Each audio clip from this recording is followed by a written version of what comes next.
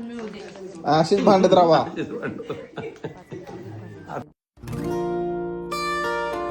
Hi everyone, welcome back.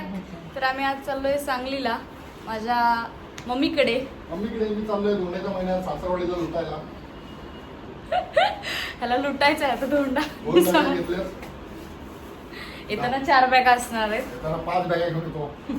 Hi everyone, तुम्ही आधीच्या क्लिपमध्ये बघितल्याप्रमाणे आम्ही मुंबईवरून सांगलीला आलो. अधिक मासाचं जेवण होतं आमचं त्यासाठी. आणि मग दुसऱ्या दिवशी सगळी अरेंजमेंट केलेली ही घरामध्ये.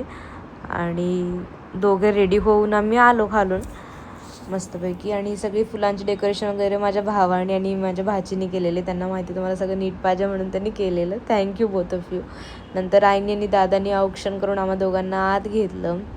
नंतर आम्ही बसल्यावरती आमचे पाय धुतले, हळदी कुंकू वाहिलं, म्हणजे थोडक्यात पाय पूजन करून घेतलं. लेक जावयाला लक्ष्मीनारायण मानतात त्यामुळे ते अधिक मासात करतात, पुण्य मिळवण्यासाठी असं काहीतरी असतं. पहिलाच होता हा आमचा अधिक मास, त्यामुळे जास्त एक्साइटमेंट होती.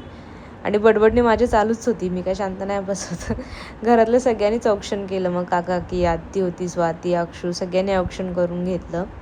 मग मम्मीनी हे 33 अनारसे जावयासाठी गेलेले, दिवा लावलेला मम्मीनी. नंतर मग माझी ओटी भरली, माझ्यासाठी गजरा वगैरे आणलेला तिने, जोडवी आणलेली तिने, मला ती घातली.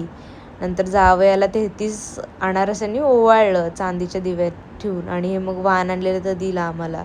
मग ह्यांचासुद्धा पोशाख देऊन सन्मान केला. आणि नंतर फॅमिली शूट झालं. आणि हे जेवण होतं मस्तपैकी, आमरसपुरी वगैरे केलेली आईनी.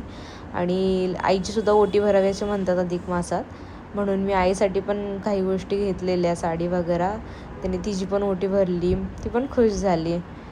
असा आमचा आजचा दिवस गेला मस्तपैकी. आणि इथे मी आईच्या कानात सांगते की तूच मला जन्मजन्मी आई म्हणून पाहिजे, कारण 5 मिनटापूर्वीच आमची भांडणं झालेली असं. नंतर मग मामानी आदूसाठी छान ड्रेस आणला, तो दिला. असा आमचा दिवस संपला. थँक्यू.